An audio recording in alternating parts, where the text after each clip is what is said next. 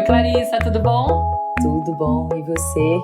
Tudo ótimo, querida. Má, conta pra gente qual vai ser o tema do nosso encontro hoje, esse encontro que somos só nós duas aqui na tenda, do jeito que a gente gosta. Me conta sobre o que a gente vai falar hoje. Meu amor, minha querida, hoje a gente decidiu falar sobre a criança interior, que na verdade foi o tema do segundo episódio da tenda. Gente, vocês têm noção que a gente tá quase com 6 anos de tenda materna? É muito emocionante.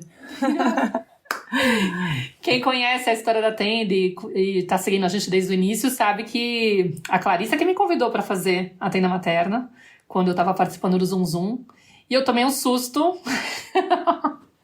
Fiquei super tensa, minha criança interior ficou super nervosa e falou: o quê? Aquela diva me chamando pra fazer podcast com ela? Que isso? Quem sou eu? Ela é uma mulher transformada, evoluída, maravilhosa, que me inspira. E eu sou, tipo, uma mulher, uma mãe defeituosa que tô lá fazendo o programa dela pra ver se aprendo alguma coisa da vida. E aí foi divertido porque na época eu fiquei com esse cagaço, pra falar português bem claro. Mas eu decidi que eu não ia me barrar, não. Porque essa história de me impedir de fazer as coisas por medo de errar, por medo de decepcionar, por medo de descobrir o quanto eu sou imperfeita, o meu perfeccionismo todo me travando, falei, não, isso daí já foi demais na minha vida toda. E na época eu tava com uns 30 e tantos anos, sei lá, já não precisei fazer as contas, 38, talvez 37. E aí eu falei, não, vou mesmo com medo. Aí decidi pegar na minha criança interior, pegar a mãozinha dela e falar, vamos junto. Eu vou com você, pode deixar que eu tô com você. Dessa vez, vamos ver o que vai acontecer. E graças a Deus eu topei, viu? Eu vou te dizer, eu até ouvi o episódio na semana passada para poder me preparar para o encontro de hoje.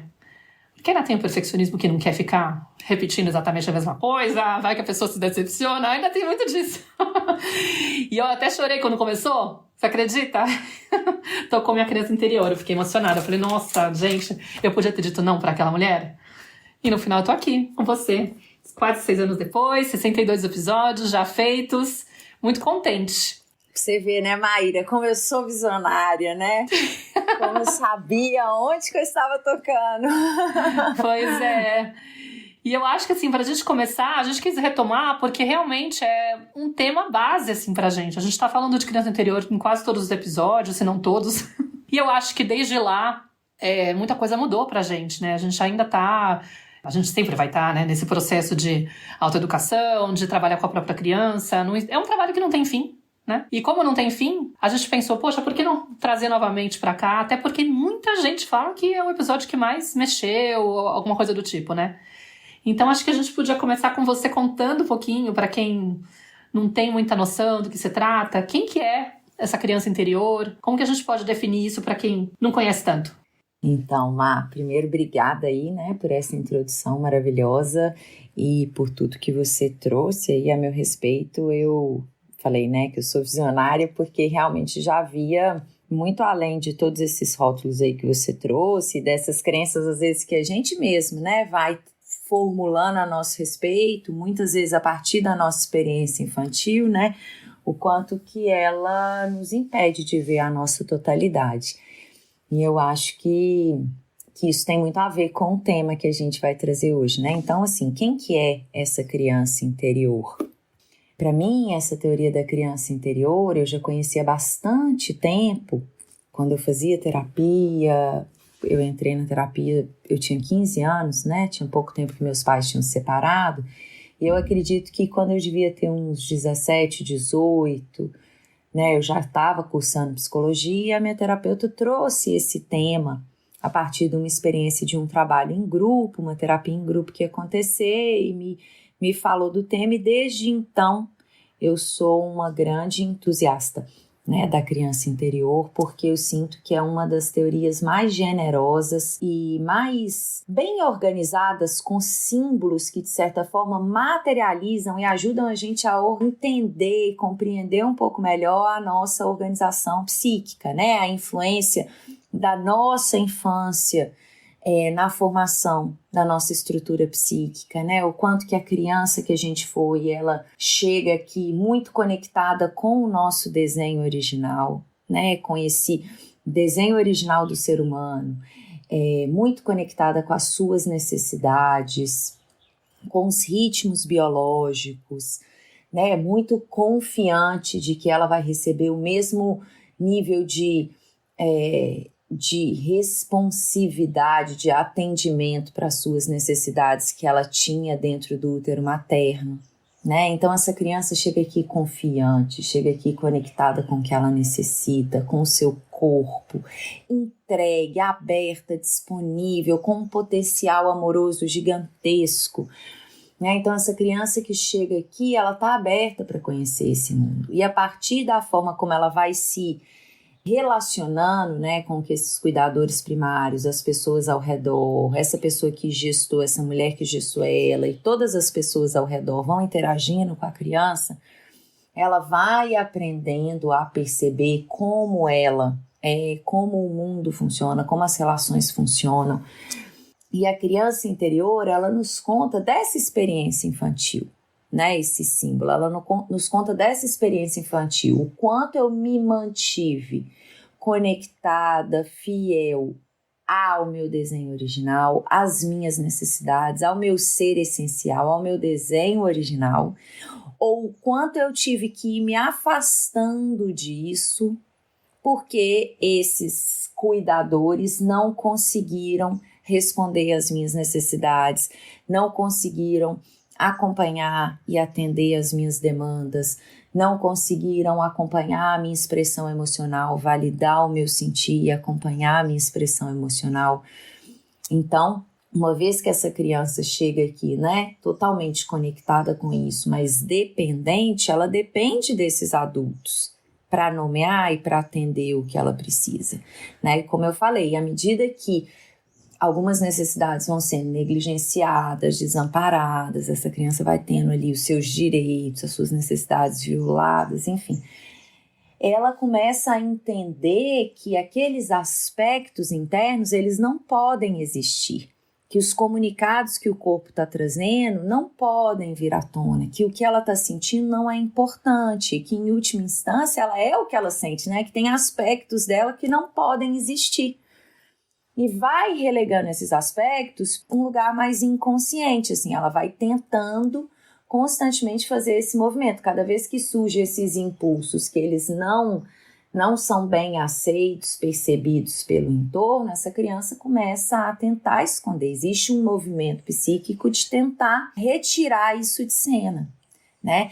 E isso tudo que não pôde ser expressado e vivido na totalidade, né? Que se a gente vai falar hoje numa linguagem mais da ciência, né, da neurociência, a gente já sabe o quanto que isso vai configurar traumas, né, tudo que não pôde existir, tudo que essa criança teve que lidar sozinha ali, não é nem os fatos em si, né, os acontecimentos traumáticos, desafiadores que essa criança vai vivenciar, mas o fato dela não ter um adulto que, no caso, né, ela depende dele, para acompanhar esse movimento emocional, para validar, para nomear, para organizar e vivenciar essa expressão emocional junto com ela vai começar a abrir mão disso. Então, tudo que a gente teve que abrir mão na nossa experiência infantil, na nossa adolescência, nesse momento que a gente estava mais entregue e aberto, né, e era tão dependente nas nossas relações, é o que a gente chama de criança interior ferida, como se fosse a organização disso tudo que não pôde existir na totalidade na nossa experiência infantil e que fazia parte de quem a gente era, né? Então, se hoje a gente já olha pra gente, já vê um monte de potenciais, já vê um monte de conquistas, já vê um monte de coisa, a gente fala assim, nossa, imagina como eu seria se eu tivesse ainda conseguido integrar tanto potencial, tanta energia vital, tantas emoções, tantas questões que eu tive que abrir mão na minha experiência infantil. Então, a criança interior é essa criança que, de certa forma, a gente foi em algum momento, né, que chegou aqui totalmente conectada com o seu ser essencial. E aí a gente faz uma divisão para ficar ainda mais didático e mais palpável esses conceitos, né, Má? Que a gente fala, né, que a criança interior ela é a guardiã do nosso campo emocional, né? Uma vez que a criança ela é um ser socioemocional. Então, a criança interior é a guardiã dessas nossas emoções, de tudo isso que é a totalidade de quem a gente é realmente. E aí a gente faz uma divisão que fica mais palpável, que eu queria trazer aqui para vocês, que é a criança interior ferida, que é essa que vivenciou ali muitas questões, muitos desamparos, negligências, e que todos nós temos uma dentro de nós, né? Não adianta pensar que você está livre, que você teve uma infância linda e maravilhosa, mas por mais que você teve uma infância, né, boa, enfim, muita coisa do seu ser essencial, assim, escapou, não pôde ser integrado. A gente vai falar sobre isso mais ao longo do episódio. Então, essa é a criança interior ferida, a guardiã de tudo que não pôde existir na totalidade, ser expressado na totalidade, que essa criança entendeu que não era bem-vindo, que ela tinha que abrir mão disso para existir. Então, ela é a guardiã, a criança interior ferida é a guardiã desses registros. E a gente também tem a nossa criança essencial, que às vezes ela está bem apagadinha, escondidinha, mas que é essa criança que está conectada com o nosso desenho original, com os nossos potenciais mais autênticos. É a nossa parte autêntica, espontânea, criativa, amorosa, compassiva, né? Então, todo esse nosso aspecto mais autêntico, mais genuíno, é essa criança essencial, né? Essa criança aí também que a gente tem dentro. Então, a gente guarda, eu sinto que é uma forma muito leve, muito bonita da gente entender como que a nossa psique foi se organizando e usar, né, Maíra, a nossa intenção hoje é falar sobre caminhos de como maternar essa criança. Então, assim, usar esses nomes, esses símbolos nos ajudam a facilitar essa comunicação, a entender, a acolher, até mais, inclusive, compaixão com a nossa experiência infantil e fazer esse movimento de ir em direção com mais interesse. Quando eu meio que personifico isso, né? Uso esses símbolos para me ajudar a organizar e compreender o que passou lá na minha experiência infantil, que nem sempre é muito fácil. É muito legal, né? Eu lembro que, bem diferente de você, que teve essa primeira experiência aos 17 anos, ouviu falar da criança interior com 17 anos, eu fui descobrir com você, com a Ariana Schlesser, que foi a primeira pessoa acho que eu ouvi falar sobre o tema, quando eu estava fazendo um programa online com ela, lá pelos 35 anos, 36 anos também. Foi depois que ela nasceu. Antes disso, eu nunca tinha ouvido falar sobre criança interior, né? Então já tem uma bela diferença. Mas me ajudou muito também, isso que você falou, né? A nomear, a conseguir identificar. O que eu percebo que mudou muito é poder reconhecer quando a energia dessa criança meio que se acionava, né? Óbvio que essa criança não existe, de verdade, né? Eu brinco que a gente tem que imaginar que a gente tem um serzinho mesmo pequenininho dentro de nós, que na verdade vários, né? Como se fosse uma creche que tem várias idades que correspondem à criança interior. Mas que muitas vezes a gente está vivenciando uma situação no momento presente que faz a gente se conectar com uma experiência anterior e aí a gente se vê pequenininho. A gente se vê com a mesma energia dessa criança. Ou pelo menos percebe que ela despertou dentro da gente, que ela tá tentando meio que entrar em cena e que ela tá fazendo você se sentir emocionada com aquilo, ou incomodada com aquilo, ou engatilhada com aquilo, né? Muitas vezes os nossos filhos acabam trazendo muito disso, porque a gente às vezes está se relacionando com eles e parece que a gente está se relacionando com nós mesmos pequenos, né? Parece muito isso, fica muito evidente que a gente está projetando muitas vezes uma história nossa em cima de uma experiência que eles estão vivendo. E até com um certo medo deles repetirem uma experiência e tal. Acho que um ponto que é legal de trazer é que muitos de nós, como você também falou, acaba achando que teve essa infância cor-de-rosa. Não, mas não tive nenhum problema, imagina, meus pais eram amorosos, eu fui muito respeitada, eles eram carinhosos comigo, eu era uma criança boa, eu não dava trabalho. Tem todo um discurso enganado, né? E é bem difícil, às vezes, de reconhecer o quanto que o que nos aconteceu ou deixou de acontecer, porque isso também pode gerar trauma, né? Interfere hoje na nossa forma de ser, no nosso jeito de se comportar, de se relacionar, e tem relação com um trauma vivido, que a gente não entende como trauma porque a gente não sabe o que é o trauma, né? O que provoca o trauma. A gente acha que o trauma, por exemplo, é só um acidente catastrófico, uma coisa muito grande, algo que tem um impacto muito visível, sei lá, perder alguém, passar por um acidente, passar por uma cirurgia, esses grandes traumas com T maiúsculo, como se diz, né?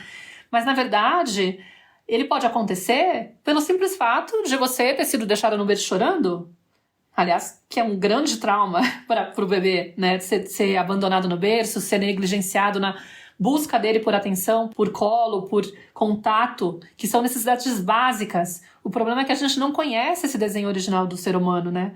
Então a gente desdenha da dor da criança, do bebê, a gente não entende que o nosso comportamento, aí eu já estou entrando até na relação mãe com filho, né? Que é uma ideia que a gente tinha pensado em trazer para cá hoje. A gente não entende como o nosso comportamento pode estar realmente provocando uma dor muito grande nessa criança.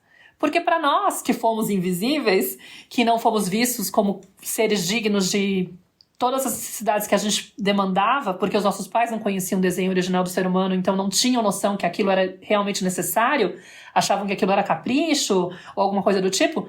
Como nós somos ignorados, nós aprendemos que tá tudo bem ignorar a criança nesse sentido, que aquilo que ela tá pedindo não tem sentido, ela tá pedindo demais. E é muito pelo contrário.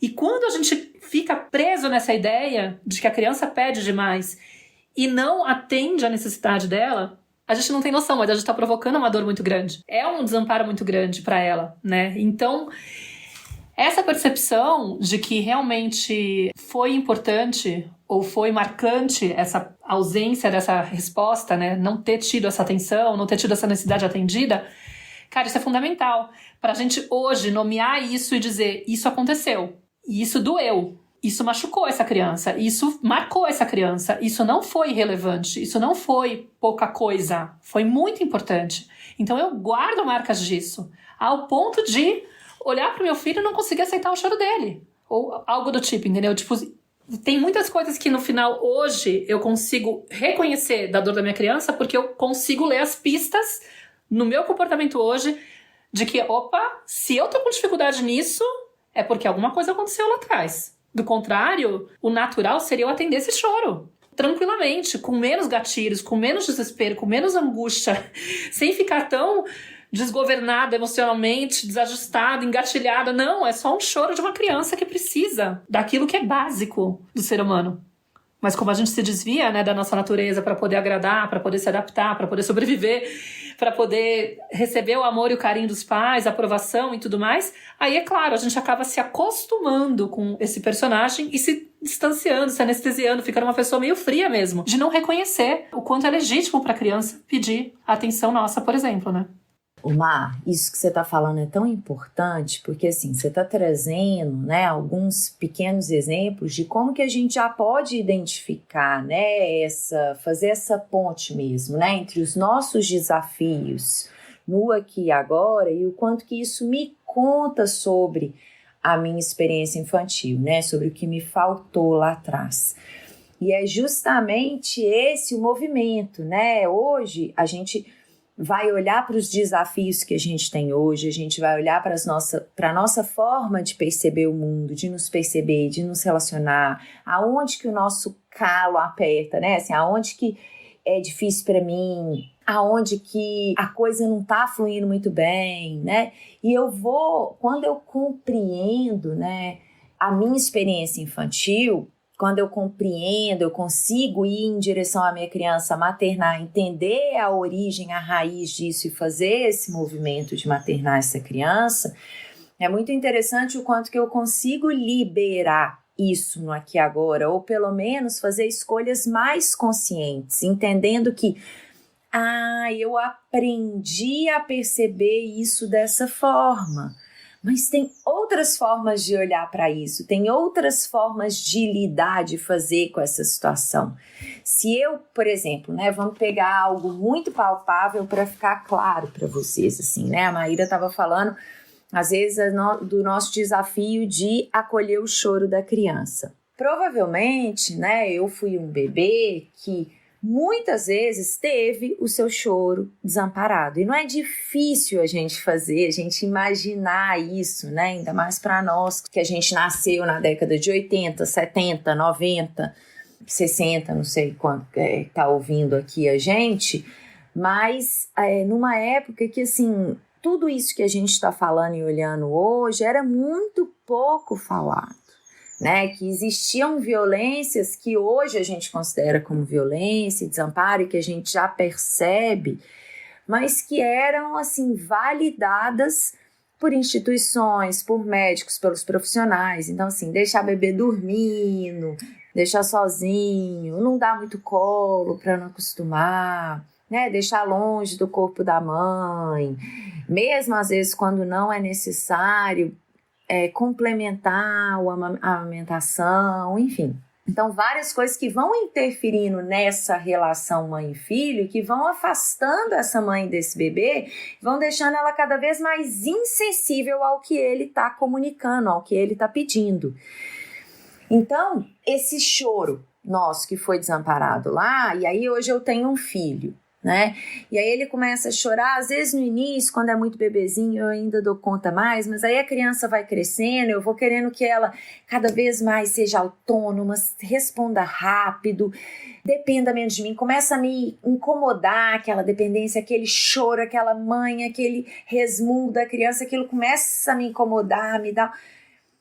E aí, se eu paro e penso, espera aí, gente, essa criança tem 2 anos, ela tem 1 ano e meio, ela acabou de chegar aqui, ela ficou 4, 5 horas longe de mim na escola, ela acabou de me ver, ela tá mostrando aqui que tem muitas coisas que foram difíceis lá. Se a gente pensa racionalmente, a gente consegue compreender, mas emocionalmente tem algo que me dói, que me deixa nervosa, que me deixa com raiva, que me deixa reativa, que me faz ter vontade de sair correndo, gritar, largar a criança lá, dar uma sacudida nela, dar uns tapas nela, dar um grito com ela.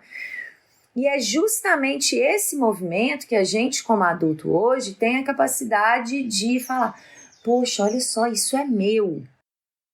Sei que isso está me contando de um outro momento. E eu, como adulta hoje, tenho a capacidade de vir, de fazer esse movimento que provavelmente foi o que não aconteceu lá atrás comigo, foi o que me faltou. Eu tenho como ficar e acompanhar o que está surgindo aqui emocionalmente, expressar isso, cuidar disso, dar um bom lugar para isso, não negligenciar mais, não fingir que não está lá mais, não reprimir mais, não fugir mais do encontro com as minhas emoções, mas saber acompanhá-la e expressá-la, né? Não dissociar mais. Eu não preciso mais de fugir como a minha criança teve que fugir lá atrás. E aí, à medida que eu vou conseguindo ficar com o meu, eu vou conseguindo cada vez mais acompanhar as emoções da minha e do meu filho. Eu vou conseguindo cada vez mais ser compassiva com as outras pessoas ao meu redor. Ter um olhar mais respeitoso, entendendo que grande parte dos nossos comportamentos hoje, eles são moldados por esse inconsciente, por esse todo que a gente teve que reprimir, que a gente teve que negligenciar, que a gente teve que vivenciar sozinho, sem ter maturidade para tal. E que por isso eu simplesmente releguei a um lugar sombrio, inconsciente da minha própria psique, né? Então, à medida que eu vou entendendo que hoje as situações desafiadoras, os encontros que me doem, que me desorganizam, eles estão me dando a oportunidade de eu integrar aspectos do meu ser que foram, né, negligenciados, que não puderam existir lá atrás. Eu vejo, né, assim, a maternidade como essa gigantesca oportunidade de crescimento, de evolução que ela é. Eu vejo os meus relacionamentos íntimos também, porque é justamente nesses encontros íntimos, né, Maíra, que a gente vai perceber a manifestação da nossa criança, que a gente vai perceber quais foram os padrões, assim, né, quais foram as adaptações que eu tive que fazer para me encaixar, para sobreviver. E o quanto de energia emocional e vital eu tive que abrir mão. Só que isso está aqui, né? E nos encontros isso vem com força. Como que eu vou usar? Julgando em cima do outro ou me responsabilizando por isso? Eu acho que é muito interessante a gente trazer essa percepção. Eu tenho muito isso, né? De entender o quanto a gente pode olhar para isso com leveza e ajudar a ter leveza na vida se a gente olha para os conflitos não como, ai meu Deus, algo que eu tenho que evitar, olha só que absurdo, não acredito, mas como essa oportunidade que você está falando, de reconhecer, opa, aconteceu alguma coisa aqui, tem algum gatilho aqui, por que será? Será que tem alguma coisa que eu tenho que trabalhar em mim? Porque se está doendo em mim, essa situação, é uma pista de algo. Então, eu também gosto de ter essa imagem de que é um portal de consciência, né? Como se fosse um despertar de consciência a cada evento incômodo. Eu queria até trazer um pouquinho da minha experiência, porque pensando assim, né? Nossa, a gente fez esse episódio há quase 6 anos atrás, e agora a gente tá falando sobre isso de novo. E eu olhando para aquela época e para hoje, o quanto que eu já caminhei em algumas coisas que avançaram. Porque a gente fica falando assim, maternar a criança vai te ajudar a acompanhar o teu filho, né? Mas uma das coisas que me gerava muita angústia com a Nara era quando ela adoecia, por exemplo. Era quando ela pedia atenção. E aí eu fui olhar pra minha história. Eu, por exemplo, não tinha o direito de dormir com meus pais quando eu estivesse passando mal de madrugada, entendeu? Então eu tenho cena de eu no corredor da casa tentando bater na porta do quarto da minha mãe, porque eu tava tendo pesadelo, alguma coisa do tipo, mas preocupada de que, se eu bater na porta, ela vai ficar brava comigo. O que eu faço? Eu volto pra cama sozinha com medo ou eu enfrento a braveza da minha mãe? E eu sempre desistia de entrar. Então eu voltava pro quarto. Graças a Deus minha irmã tava lá. Mas às vezes eu ficava no corredor, esperando, tipo, com aquela esperança, né? De, nossa, como que é isso, né? Será que eu posso? Eu lembro de só ter o direito de deitar lá quando eu tava doente, de verdade. E provavelmente era por isso que eu adoecia tanto. Para garantir um pouco desse espaço. Apesar de que era dia. À noite eu não me lembro de ter noites com eles, entendeu? No quarto. E aí, eu tava pensando, né, que com a minha filha eu fiz cama compartilhada, faço inclusive, né, cama compartilhada com ela numa boa, ela tem 8 anos, não tenho problemas com relação a isso. Mas quando ela vai dormir na casa do pai ou dormir na casa das amiguinhas, ela tá de boa, ela dorme sozinha ou dorme com as amigas numa boa. Já recebi muitas amigas aqui em casa. E agora, recentemente, quando eu fui pro Brasil, porque meu pai faleceu, eu fiquei 3 semanas lá, ainda sofri um acidente, machuquei o nariz, quebrei o nariz e ela ficou, provavelmente, assustada, porque meu pai meio que morreu sendo que ele tava marcando de vir pra cá, entendeu? Ele não tava... Sempre foi mal de saúde, mas não tava denunciando que ia passar mal a ponto de falecer. Teve uma insuficiência cardíaca e morreu. Então, assim, quando eu voltei de viagem, que foi aquela viagem planejada correndo, eu deixei ela 3 semanas aqui com o pai, ela, na sequência, 2 dias depois que eu cheguei, que eu tava com ela em casa, ela recebeu uma amiguinha pra dormir aqui. E geralmente ela dorme no quarto dela tranquila com a amiga, mas ela não quis. Ela falou, mamãe, eu quero que você durma com a gente. E a menina não queria que eu metesse no quarto, também não cabia no quarto dela. Enfim, aí eu falei, vocês não querem dormir comigo? Não, não quero. A menina não queria dormir na minha cama. Aí eu falei, puxa, resultado. Eu acabei dormindo com elas na sala, pra minha filha ficar tranquila. E eu estranhei no começo, mas depois eu fiquei pensando, poxa, na verdade ela devia estar insegura. Não queria ficar longe porque ela queria certificar de que a mamãe tá bem. Porque, poxa, de repente a vida pareceu uma coisa que pode acontecer qualquer coisa. Além de eu ter perdido o vovô, minha mãe vai sofrer um acidente, sei lá o que vai acontecer, entendeu? E eu percebi a minha angústia interna, né, na hora que ela foi pedindo, e eu pensei, não, bobagem, imagina, ela já tá acostumada, por quê? A gente começa com um discurso interno racional, né, de achar que não tem sentido aquele pedido da criança. Mas quando a gente faz um trabalho com a nossa criança interior, que a gente vai entendendo a natureza, vai aprendendo a identificar ou ficar curioso, o que será que está por trás desse pedido, e a gente aprende a confiar de verdade em tudo que eles trazem, que acho que é a parte mais linda, né, de não ter essa resistência de falar, nada a ver, minha filha ficar pedindo para dormir comigo e com a amiga, sendo que ela tá com a amiga, ela sempre dormiu com as amigas. Eu olho o contexto, eu olho a história toda. E aquele medo de, minha filha nunca vai aprender a dormir sozinha, né? Tipo, o que é isso e tal? Era a dor da minha criança. No entanto, como eu já tô muito mais trabalhada, né? Já maternei muito esse tema, foi fácil na hora de eu conseguir, sabe, acompanhar a situação. Eu fiquei tranquila, não fiquei com esses medos todos. Eu poderia ter ficado, talvez eu tivesse ficado lá atrás, anos atrás. Mas cada vez que isso acontecia, essa resistência, esse medo, essa desconfiança, vai que lá no futuro a minha filha vira uma pessoa que... A gente imagina até a criança com 20 anos dormindo na tua cama, né? Casada, dormindo com você. De tanto que a gente cisma que, não, aquilo tá fora do lugar. Adoro a nossa criança falar alto, né? Mas quando a gente vai maternando, a gente percebe que não, que tá tudo certo. Se ela não precisasse, ela não pediria.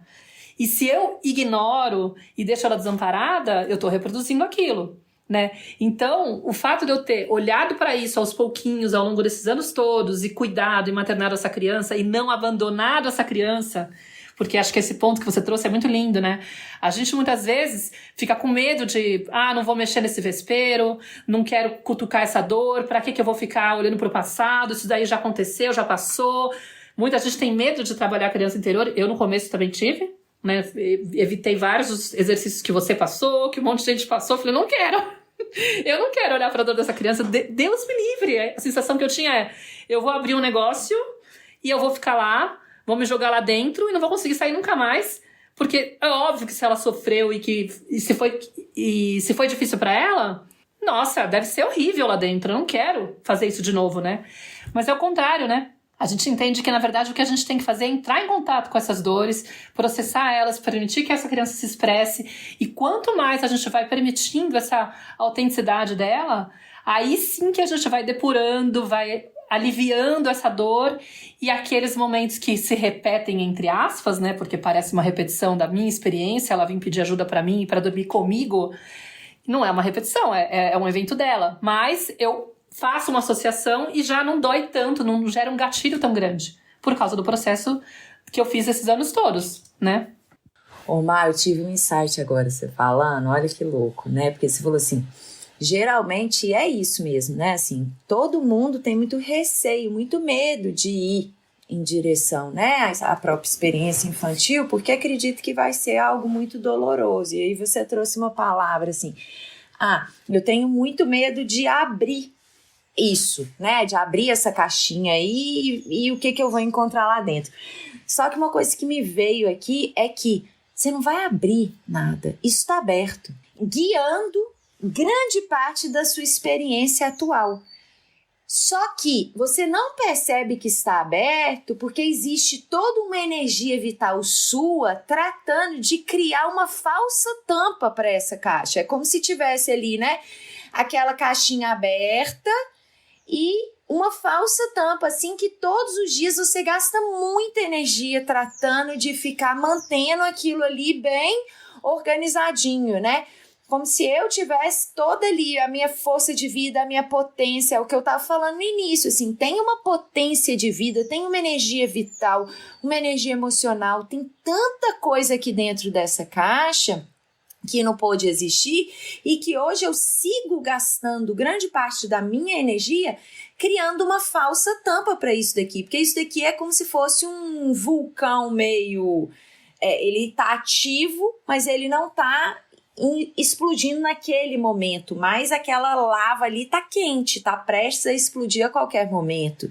E aí eu fico tentando tampar, tentando, né, aliviar a pressão ali, gastando uma energia que a gente não percebe que a gente está gastando. A hora que eu paro de negar isso e me abro para olhar e aceito, né, assim, tudo que surge, momento a momento, né, as emoções que surgem, a minha raiva que surge, eu dou as boas-vindas. Não é algo mais que eu tenho que temer, que eu tenho que negar, que eu tenho que esconder. Não, ela é bem-vinda, ela faz parte de mim, ela é uma energia extremamente necessária para eu sustentar os meus limites, para eu ter clareza do que eu necessito, para eu saber aonde termina o meu espaço, começa o do outro, até onde o outro pode vir. Então é uma energia muito potente. A minha tristeza é uma energia potente também, que me leva para um processo profundo de contração, de silêncio, de concentração. O meu medo também me traz, né, um senso de proteção, de preservação. Enfim, quando a gente vai entendendo que tudo aquilo que a gente, né, viveu sozinho e que hoje a gente pode ir acompanhando, obviamente que muitas vezes a gente vai necessitar de um acompanhamento profissional para fazer esse movimento, para começar, né, esse trabalho de, peraí, deixa eu tirar essas forças que estão aqui tampando, pressionando, né, negando essa potência toda que está aqui, e aí eu vou abrindo devagarzinho, não é de uma vez. Muitas vezes esse movimento precisa de ser acompanhado, porque é a partir do encontro com um outro que me olha interessadamente, que não me julga, que está ali me acompanhando, que está curioso em relação ao que está ali dentro da minha caixinha, né? Que eu vou aprendendo a ressignificar e fazer o mesmo. Né, fazer o mesmo com a minha experiência infantil, né? Vou sendo acolhedor, vou sendo empático com a minha própria criança. Mas é uma energia, gente, que ela já está aí.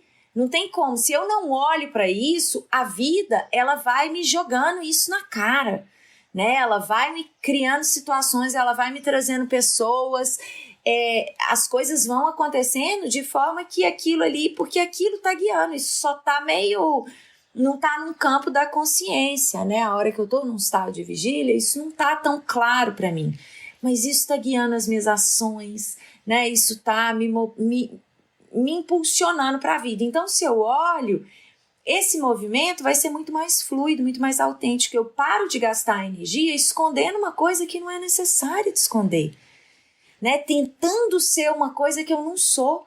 Aí eu vou começar a perceber, nossa, quanta força, quanta potência estava retida. Porque a gente não percebe, a gente se acostumou tanto a esconder isso e gastar a nossa energia com isso, que hoje a gente vive a base, acha que a gente não tem energia, então eu estou o dia inteiro com café, com um monte de coisa para me estimular e para apagar essa força vital que está ali retida. Agora, a hora que eu começo a acessar minha própria energia vital, eu não preciso de tanta bengala aqui do lado de fora, eu não preciso de tanto escape, eu não preciso de tanta coisa que para me fazer sentir viva ou para me relaxar, porque eu estou hiperestimulada, né? Eu estou sempre num estado de alerta, ansiosa, eu não preciso de ficar nesse movimento e dependendo de coisas externas. Eu consigo manejar a minha própria energia.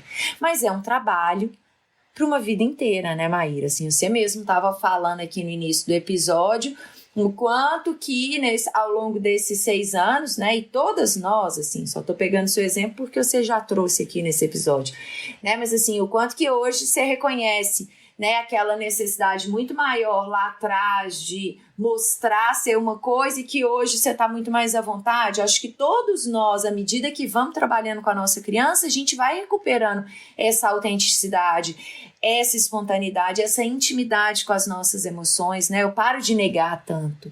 Eu me sinto muito mais digna de expressar as minhas emoções, de sustentá-las, de buscar espaço. E quando elas vêm descontroladamente, eu não me sinto mais tão errada, né? Eu consigo, opa, peraí, não, ela veio, desculpa, não queria, né, que isso afetasse vocês, mas ela tá aqui, eu tô cuidando, eu vou buscar fazer diferente, né, numa próxima oportunidade, enfim.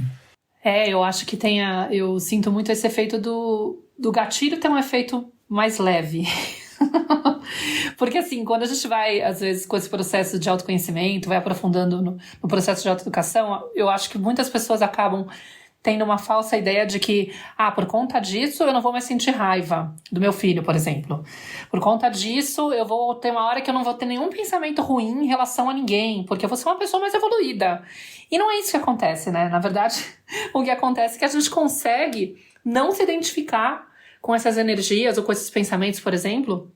Se vem o pensamento de julgar minha filha numa situação em que ela tá, por exemplo, se apresentando fraca, entre aspas, né? Tá pedindo pra mim uma coisa que eu acho que não deveria, porque eu era criança que fazia tudo sozinha. Então, qualquer coisinha que ela me pede, sério que ela precisa de ajuda com isso? Não acredito. Esses pensamentos ainda vêm muitas vezes. A diferença é que eu já identifico na hora, muitas vezes eu já dou risada dele, porque eu já consegui trabalhar, às vezes com o trabalho da Byron Katie, ele já tá tão desconstruído dentro de mim, que mesmo que ele chegue, eu falo, meu Deus do céu, lá vem esse pensamento besta, né? Nada a ver. A gente coloca na terceira pessoa a nossa mente, né? A gente começa a fazer esse trabalho de diálogo com essa voz limitante que a gente aprendeu a acreditar nela. E a gente já tem um pensar crítico, né? Tem um auto-observador muito atento para poder questionar. Eu não preciso mais de embarcar em cada pensamento que surge e reagir a partir dele. Eu posso frear antes dele virar uma ação. Exato, esse momento que eu falo, né? A gente vai criando uma pausa, né? Para poder simplesmente observar o pensamento e não se deixar levar por ele. Porque é ele que vai gerar, muitas vezes, a raiva, a sensação ruim, que até pode acontecer também. Mas mesmo que eu seja invadida por essa raiva, é mais fácil eu reconhecer que é a minha criança que entrou nesse estado e de repente eu opto na hora e falo, opa, deixa eu conversar com ela. Meu amor, eu sei, né? Putz, grila, você foi tão calada lá atrás, você foi tão impedida de trazer sua vulnerabilidade, de expressar a sua necessidade de colo, de falar dos seus medos, de ter seus medos validados. Imagina a dificuldade que era pra você quando seus pais se recusavam a estar lá nessas horas. Então, óbvio que você vai olhar pra tua filha agora e achar ruim esse movimento dela, mas já passou. E aí o que eu acho que é importante, né? Lá atrás, a gente reconhece hoje, né, que teve uma sensação de abandono muito grande. E quando a gente fica nesse lugar de, ai, não quero olhar para essa criança, ai, não quero trabalhar isso que você falou, né? Muito bem. Na verdade, já tá acontecendo. Não dá para fingir que não tem, né? Essa tampa já tá aberta. Você que tá fingindo aí que ela não tá aberta. A gente que tá se distraindo, né? A gente que tá se distraindo e buscando escapes para não entrar em contato. Mas os nossos filhos, Exato. como eles estão muito próximos, né? Eles são muito sensíveis, eles ficam o tempo inteiro denunciando o que a gente precisa de ver, né? De olhar e de assumir responsabilidade. É isso. E eu vejo muito assim, lá a gente ficou se sentindo abandonada quando negligenciavam a gente e desdenhavam das nossas necessidades, né? Hoje, se eu me recuso a fazer o meu trabalho de maternagem para essa criança, eu estou abandonando essa criança de novo. Porque hoje compete a mim. Eu não tenho mais como esperar que alguém materne essa criança. Que alguém venha por mim e complete meu vazio, que preencha as minhas necessidades emocionais, que resolva as minhas dores. Só eu consigo me proporcionar isso. E aí, às vezes, eu fico nessa ressalva, achando que é melhor não, porque vai doer demais, porque não sei o que lá, porque eu não... Só que já tá acontecendo. Eu já tô doída e essa criança tá se sentindo ainda abandonada. Então, compete a mim essa autorresponsabilidade de falar, peraí, o que eu quero fazer? Porque eu não posso mudar o que aconteceu, mas eu posso mudar quem eu tô hoje, né? O resultado daquilo que me aconteceu. Eu vou fazer alguma coisa por isso ou eu vou ficar, de novo, fechando os olhos, igual fizeram comigo, repetindo o padrão do que fizeram comigo. Então, acho que é lindo, assim, quando a gente olha, como se fosse um compromisso mesmo. Uma vez que eu descubro que tem uma criança dentro de mim que tá ferida, que tem uma parte dela que tá ferida, cara, é muito importante eu olhar pra isso com esse carinho e aprender esses caminhos pra poder ir maternando ela e aliviando essas dores, porque realmente o que eu mais sinto é isso, assim, principalmente nos relacionamentos. Os gatilhos que vêm vão ficando mais leves de levar, não tem a mesma proporção de antes. Não vai ficar perfeito 100%? Alguns, assim, já nem fazem efeito, é incrível. Eu olho e falo, nossa, tinha coisa que me deixava tão nervosa que hoje em dia não deixa, que eu falo, que lindo. E outros não. Outros são perevas emocionais que vão ficar aí, pelo jeito, me custando trabalho por muito tempo, mas tudo bem, porque é isso, né? A gente não é também defensora da ideia de que tem que ficar perfeito e redondo, não tem como, né? É um processo para a vida toda que nunca vai chegar ao fim. Não tem esse lugar de chegar ao fim. Tem o aprender a observar e a lidar com eles com mais leveza, né? Total. E é isso, né, Márcia? Acho que a gente já foi falando ao longo aqui dessa conversa várias formas da gente ir se conectando, da gente ir fazendo esse trabalho de maternar essa criança, e que eu quero só para a gente recapitular um pouco, para ficar mais claro, talvez, para quem está nos escutando, né? E materializando esse caminho mesmo. A primeira coisa que eu acho que é importante a gente entender, né, nesse caminho de conexão com a nossa criança interior, que é uma coisa que eu falo sempre, assim, quando eu tô, né, falando de educação positiva, enfim, quando eu tô falando de crescimento pessoal, e quando a gente fala de criança interior, demais, assim, né? A gente tem 2 guias nesse processo, nós que somos pais e mães ou temos crianças ao nosso redor, né? O primeiro guia é o nosso corpo, porque por mais que na minha mente tá assim, eu não, tá tudo bem, né? Não, ou isso é aquilo. Na nossa mente tem muitos pensamentos e os pensamentos são rápidos. Às vezes eu não consigo, como a gente está falando aqui, né? Observar ainda os meus pensamentos, criar uma distância entre o pensar e o agir, né? Isso vem com a prática da meditação, isso vem com a prática da observação da minha mente, isso vem com a indagação dos meus pensamentos. Você trouxe aí a ferramenta da Byron Katie, que é algo que nós duas trabalhamos muito, né? Você traz na sua mentoria também um módulo só para olhar para isso, né, Mar? Exatamente. O quanto que essa indagação, esse questionamento, essa observação mental, né, e esse processo meditativo de ir conseguindo tomar uma distância, deixar os pensamentos aqui e ficar muito concentrada no aqui e agora, né?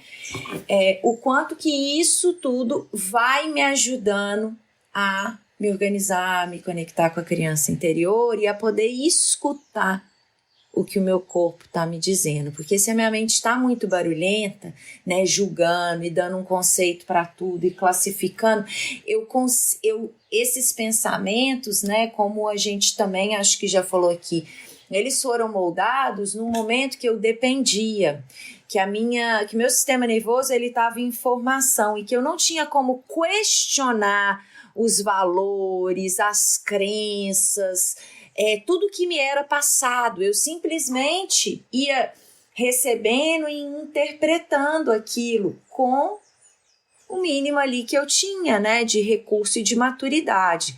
Então, agora a gente tem como questionar os nossos pensamentos, agora a gente tem como observar esses pensamentos, a gente tem como silenciar e principalmente voltar a escutar o que o nosso corpo, diminuir o ritmo do barulho mental para sentir o que meu corpo está me dizendo.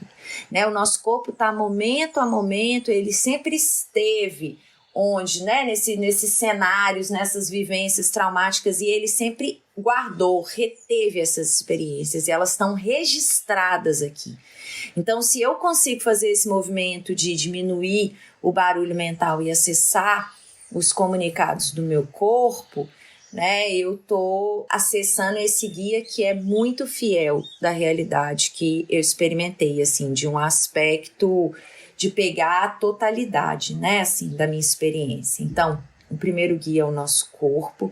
Então, quando a gente está nessa intenção de voltar a se conectar com a nossa criança interior, a gente precisa de buscar caminhos que me ajudem a diminuir o barulho mental e entrar em contato mais profundo com o meu corpo, com as minhas emoções, né, com o meu sentir, como que eu expresso a minha raiva, como que eu expresso quando eu tô triste, o que eu preciso de fazer para movimentar essa emoção, ou eu vou ficar fugindo, disfarçando, fingindo que eu não tô, como que eu realmente entro em contato, como que eu crio um ambiente aqui para expressar isso, para chorar, eu vou para uma música, eu vou dançar, eu vou deitar em posição fetal, eu vou ficar quietinho em silêncio, né? Enfim, eu vou buscar caminhos para entrar em contato com essas emoções. E outro guia são os nossos filhos, são as crianças. Porque, como eu disse, né, elas estão muito conectadas com o nosso desenho original, os sentidos delas ainda estão muito limpinhos, elas são muito sensíveis ao que nos acontece, uma vez que elas dependem da gente.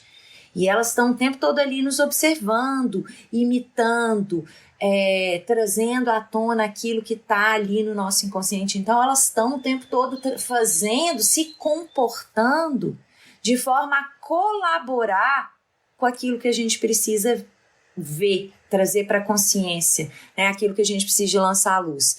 Então, se eu confio nos comunicados, eu aprendo a me conectar e confio nos comunicados do meu corpo, confio também nos comunicados das minhas crianças, eu estou fazendo esse movimento de ir em direção à minha criança interior. Eu estou fazendo, né, esse movimento de me responsabilizar, de realmente buscar aí nesses dois guias um caminho aí de evolução, né? Então, acho que isso é muito importante que fique claro aqui, né? Sim, e acho que para a gente ir encaminhando, né, para o final, porque acho que a gente já falou bastante coisa aqui que pode apoiar vocês, talvez a gente pudesse dar exemplos de coisas que a gente faz para maternar a nossa criança, né? Algumas coisas que a gente sabe que na nossa experiência funciona. Sei lá, na minha mentoria, por exemplo, como eu faço uma jornada de 10 semanas para poder justamente ajudar a pessoa a se reconectar com a criança interior dela. Lá eu trago muitas visualizações que acho que ajudam muito da gente voltar para essa cena da infância e entrar em contato com o que o corpo traz com essas visualizações, né, para poder confiar. Inclusive, muitas vezes a gente não tem lembrança, claro, do que aconteceu, mas o nosso corpo acaba mostrando que aí tem coisa, né. Também uma das coisas que eu uso muito, que eu gosto, é a música, que para mim é uma coisa que conecta muito, tanto escutar música antiga, como às vezes simplesmente cantar. Já acho que trabalha bastante isso. No meu caso, que tem uma relação com a música muito forte, por exemplo, eu sinto que eu tô num lugar muito autêntico, né, de me expressar, e é como se eu voltasse pra mim quando eu canto, né, eu tô cantando e tal, às vezes eu tô nervosa, hoje mesmo eu discuti com a Nara de manhã, aí quando eu fui pro carro, eu falei, deixa eu colocar a música que eu gosto de cantar, porque eu sei que isso vai me ajudar a me centrar. E também acho que é legal quando a gente coloca imagens nossas pela casa, de criança, né? Na nossa versão criança pela casa, porque é um jeito de a gente se lembrar dessa energia, a gente olhar pra ela e falar assim, o que eu tô fazendo com você hoje, né? Meio que lembrar desse compromisso, né? Peraí, eu não te abandonei não, né? O que a gente pode fazer pra te agradar? Marcar compromissos com essa criança, né? De encontros com ela, passeios, levar ela pra passear, pra brincar, conectar com a criança que você tem. A brincadeira com seus filhos pode ser um jeito de você entrar em contato com a energia da sua criança. Você se permitir fazer aquilo que você gostava quando você era criança também é um jeito de você resgatar a energia dela, né? Acho que tem todos esses detalhezinhos que a gente pode trazer para nossa rotina. E, muito importante, cada vez que a gente perceber que numa situação a gente acionou a energia dela, não desdenhar. Não deixar isso como se fosse, sabe, não buscar uma distração, como a gente costuma fazer, né? A gente vai e começa a maratonar uma série, vai comer alguma coisa, porque, puxa, mexeu, doeu, me senti um pouco assim e tal, e dá um jeito de se distrair. E aí, de novo, a gente tá abandonando ela, né? E se a gente não pode fazer nada no momento, porque de repente não dá pra trazer a emoção dela num ambiente que é, sei lá, esquisito pra gente, a gente não tá sentindo a vontade, que a gente considere que, bom, depois eu tenho que falar com ela. Vou conversar com a minha criança, marcar na agenda, fazer alguma coisa, levo pra terapia, sei lá. Mas não desdenhar da dor dessa criança, entendeu? Trazer isso, aproveitar isso pra poder sentir aquilo que ela estava tentando trazer pra você. Porque é muito importante, gente. O fundamental é voltar a aprender a sentir, que foi aquilo que a gente desaprendeu lá atrás, com os adultos feridos que estavam cuidando da gente. É isso, não tem o que fazer. É assim. E por isso, né, Mavo, para eu voltar a aprender a sentir, eu preciso de diminuir um pouquinho o lugar que a gente deu, né, assim, para a razão, para o pensar, e a gente é a forma da gente desconectar mesmo do corpo. Então, assim, grande parte desses convites que você trouxe são convites que me trazem de volta para mim, para uma percepção mais ampla, assim, para uma experiência mais integral, na qual eu incluo o meu corpo, eu incluo a minha voz, né, eu incluo o movimento, né, a coisa do brincar, eu não fico só aqui, né, refletindo, julgando, classificando, pensando sobre, eu integro o corpo. Então, eu acho que tudo que fazer uma caminhada, vou dar alguns exemplos assim, né? Fazer uma caminhada que eu tô prestando atenção no meu corpo, né? Eu vou sentindo meus pés tocando no chão, eu vou respirando, eu vou contemplando o ambiente ao meu redor, observando as coisas ao meu redor, sem julgar, sem criar muito conceito e elaborar muito. Simplesmente, né? Árvore, pássaro, calçada, só olhando para as coisas ao meu redor, respirando e sentindo meu corpo. É de uma potência incrível. Essas brincadeiras, como você falou, né? Assim, brincar com os nossos filhos. Acho que tudo que nos leva em direção à natureza também, sabe? Você tá na natureza, tira o sapato, põe o pé na grama, senta no chão, experimenta sentar no chão com essa liberdade, com essa espontaneidade que as crianças fazem, né? Senta no chão, encosta suas costas numa árvore, abraça uma árvore, senta na areia a hora que estiver na praia com a criança e rola na areia e entra no mar, entra na água fria. Tudo isso vai tirando a gente da zona de conforto e levando para um espaço assim de mais, né, de mais potência mesmo, de sentir mesmo o que está nos acontecendo e essa urgência que é o aqui e agora, né, que a vida nos convida e a gente está geralmente totalmente dissociado, né, sem perceber o que está nos acontecendo. E a criança nos chama para vir para aqui agora, né? Então, estar no aqui agora, percebendo com todos os seus sentidos o que está te acontecendo, é uma forma de conexão com a sua criança interior, né? Usar os seus sentidos. Você vai tomar um banho, põe um óleo essencial, né? Você vai passar a fazer uma massagem com, às vezes, um olhinho vegetal, põe umas gotinhas de um óleo que você gosta, faça uma massagem, isso também é excelente para você estar no corpo. Enfim, cada uma vai encontrando o bonito disso, dançar, se movimentar com liberdade. Quanto do nosso movimento foi limitado? Senta, fecha as pernas, fica quieta, para, você está agitada demais, não aguento mais, nossa, ô menina chata, ô menino chato. enquanto a gente aprendeu, né, a se reter, a se conter, então põe uma música, dança com liberdade, ocupa os espaços com o seu corpo. É realmente ir buscando essa intimidade com o corpo, ocupar o seu lugar e se movimentar e se expressar cada vez mais com liberdade.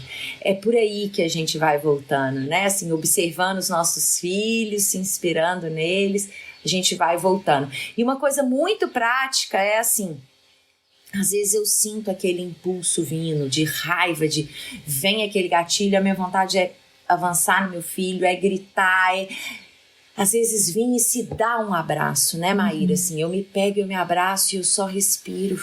Tô te vendo. Eu tô aqui com você. Às vezes você não sabe o que fazer, você não sabe o que falar, mas só se dá um abraço. Como a Maíra falou, né, dessa lembrança, eu achei muito linda essa sua ideia de espalhar fotos pela casa e reassumir esse compromisso. Mas às vezes quando vem os impulsos de gritar, de reagir, de projetar a raiva, a nossa própria raiva nos nossos filhos, né, a nossa frustração, se abraça e só diz para você mesmo e vai respirando lenta e profundamente, foca na exalação, exala profundo, longo e diz para você mesmo, eu tô aqui com você, você não tá mais sozinho, eu tô aqui com você, eu tô vendo. E vai respirando, exalando, até dar uma esvaziada. Então, assim, tudo isso que a gente trouxe, esses exemplos, são caminhos, são possibilidades. Não é uma vez que você vai trilhar e que aquilo vai te trazer uma sensação prazerosa de bem-estar, de relaxamento. Às vezes vai, às vezes não vai. Às vezes hoje você vai fazer e vai ser ótimo, amanhã você vai fazer, não vai funcionar talvez tão bem quanto a sua expectativa, mas cada dia é uma nova oportunidade, cada momento é uma nova oportunidade e você vai encontrando essas formas e esses caminhos, como uma criança mesmo que está brincando.